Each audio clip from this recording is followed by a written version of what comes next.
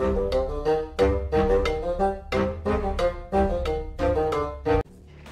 and welcome to the Critically Clueless on the Monk. Today we're going to be doing a review for Need for Speed Hot Pursuit Remastered. Now the Need for Speed games need no introduction. And this is 11 years old. Like I said, it is a remaster, but what kind of a remaster is it? Well, honestly, it is just a graphical remaster. Almost everything that was in the original game is still here. There is very minimal upgrade. More than that, there is a garage now where you can actually see all of the cars that you've managed to unlock. But apart from that, that is about it. It is what it was back then. And this game has been developed by DICE and published by EA. It's currently on the PlayStation, the Xbox, the PC, and I believe you can even play this on your phone as well. And will set you back £25. But the real question is it worth the money? Well, I've played this game and honestly, it's one of those games that I kind of feel didn't even need a remaster in the first place. I've actually played the 2010 version very recently and it felt very good. It performed really well and honestly I don't see too much of an upgrade. I'm not really sure why they chose to remaster this version, because for me the Need for Speed that I would like to see remastered would be Underground, Underground 2 or even Carbon. They were the type of games that I really enjoyed, and I think many more people would have liked to have seen Most Wanted remastered.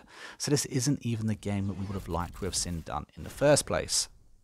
However, the cars that we do actually get to use are really nice. They feel really nice and they look nice too. However, the customization part of the game just isn't there. On games like Need for Speed Underground 2, the customization was extensive. Here, all you can do is pick the color, and that is honestly it. It's extremely skeletons when it comes to the customization in the cars department, which is a shame and just not what you expect from a Need for Speed game. However, it is what it is. But what about the driving? Because after all, in a Need for Speed game, it is all about the driving that determines whether this game is actually worth your time or not. Well, the driving is extremely arcade.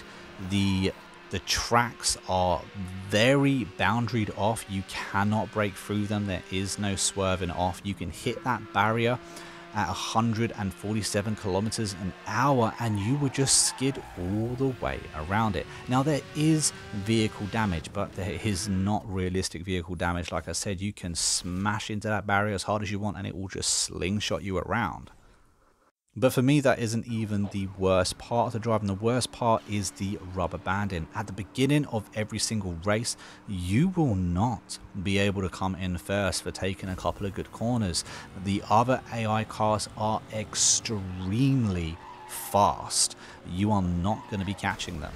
However, if you do extremely bad at the beginning of the race, let's say you do extremely bad for the first 2 minutes of the race, all the AI cars seem to stop or have complete engine failure and crash into the barrier or stop on the side of the road waiting for you to catch up. The AI kind of allows you the maximum possibility for winning every and each race, regardless of what difficulty you actually have this game on. And for me, that's really bad. I mean, I get that it's an arcade game. I get that it's a casual racer. I like the fact that you can drift around corners and stuff like that. And it does feel like you're going very fast. The unlimited NOS part of this game I don't necessarily like. You seem to get NOS over time. I preferred it back in the day when you used to have to perform near misses or skills to get a little bit more NOS. That was fun. There was a little bit of skill element in it then. Or I'd prefer it just having one tank only, knowing when to use it and when not to use it. That would also be fun. The unlimited NOS in this, for me, just wasn't really... It didn't grip me at all. The real fun in this game, however, for me was actually playing as the police cars and crashing into the other racers trying to stop them in their play. Sometimes you would have to be a lone police car stopping 6 AI racers. That was where the fun was. You also had other things to help you being a cop after all. You could deploy spikes to slow other cars down.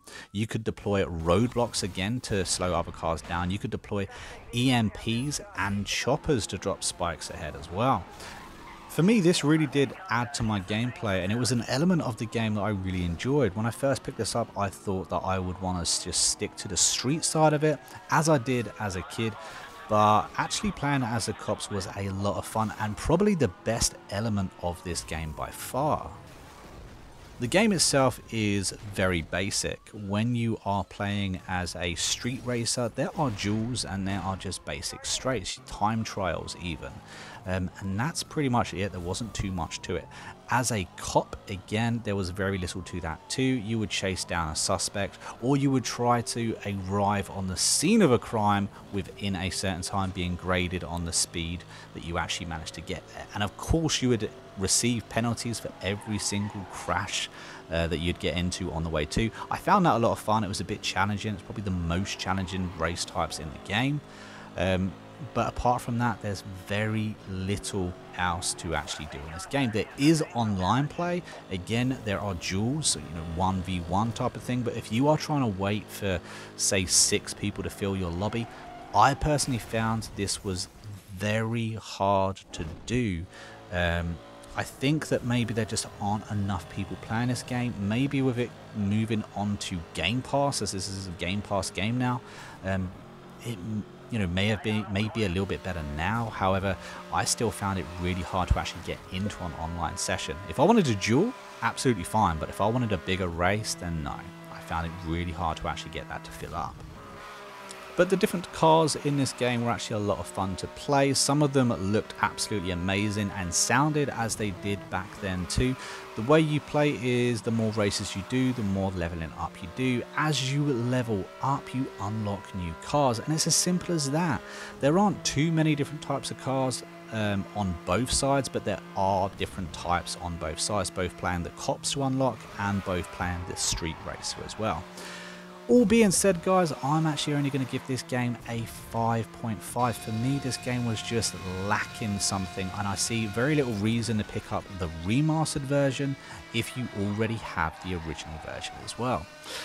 It's just one of those things. If you are very into the Need for Speed franchise, then maybe this is the game for you. This is probably the best Need for Speed game I've played in a very long time, because obviously the franchise has dropped short of late. But I really would have liked to have seen an Underground 2 or a Most Wanted remastered instead of this. But guys, if you enjoyed this review, please hit that like button, subscribe to the channel, and of course comment your thoughts down below. Is this a game you're going to be picking up, or is there another game in the franchise you would prefer to see remastered just like me? But until next time, I'll catch you later. And of course, for all you legends out there that stuck to the end of the review, thank you very much for doing so, and don't forget to drop red banana down below to confuse all those that didn't bother waiting to the end. Until next time, I'll catch you later.